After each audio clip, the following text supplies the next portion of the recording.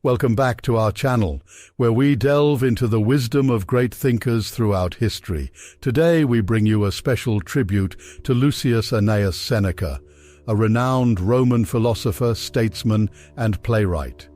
Join us as we explore some of his most famous quotes and sayings that continue to inspire and guide us even today.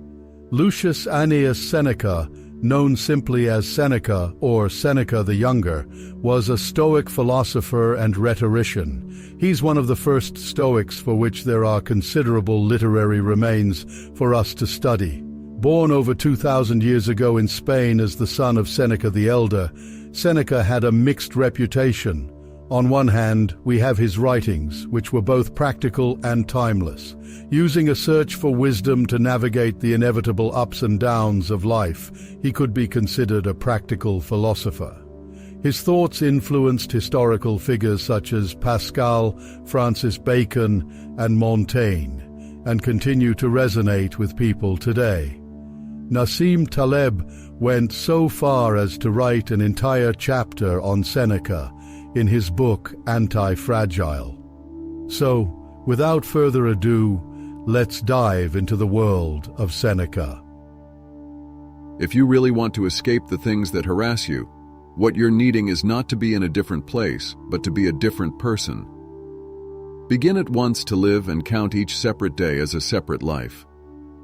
Until we have begun to go without them, we fail to realize how unnecessary many things are.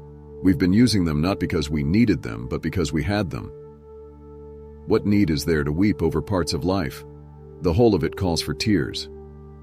They lose the day in expectation of the night, and the night in fear of the dawn. Associate with people who are likely to improve you. He suffers more than necessary, who suffers before it is necessary. I shall never be ashamed of citing a bad author if the line is good. Only time can heal what reason cannot. If you live in harmony with nature, you will never be poor.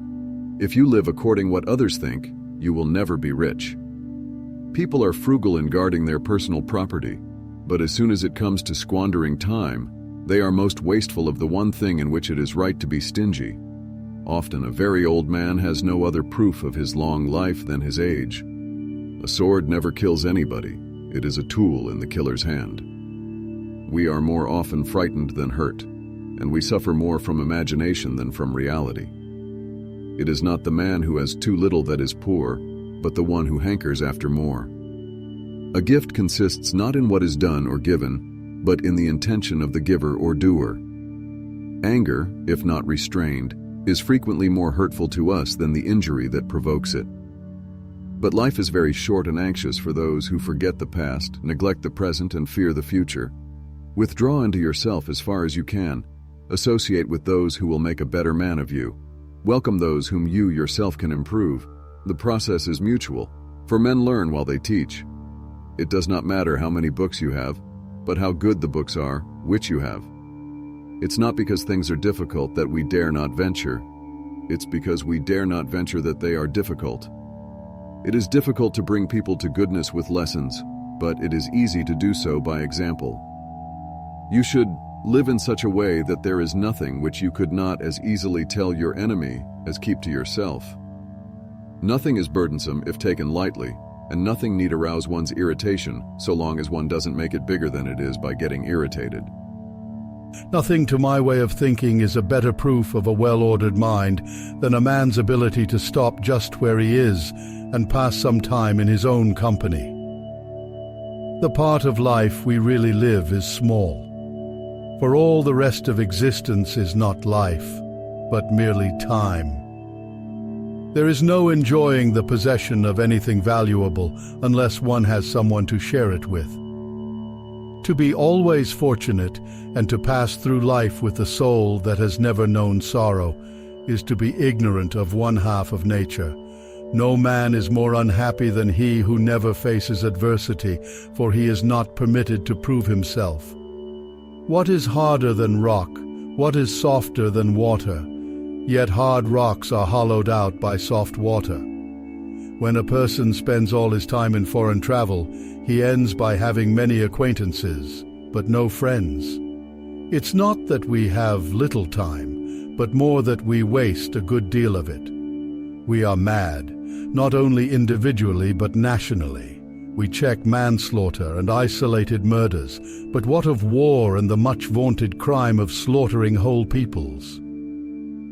Each day acquire something that will fortify you against poverty, against death, indeed against other misfortunes as well, and after you have run over many thoughts, select one to be thoroughly digested that day.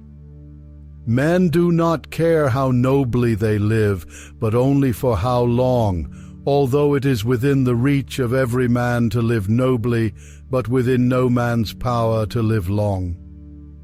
A woman is not beautiful when her ankle or arm wins compliments, but when her total appearance diverts admiration from the individual parts of her body. Can you no longer see a road to freedom? It's right in front of you. You need only turn over your wrists.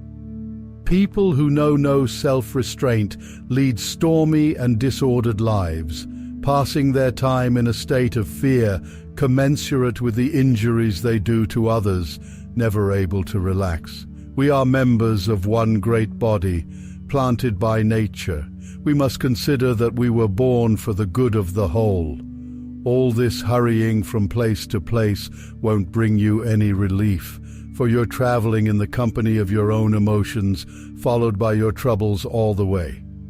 So you must match time's swiftness with your speed in using it, and you must drink quickly, as though from a rapid stream that will not always flow. We must indulge the mind and from time to time allow it the leisure which is its food and strength.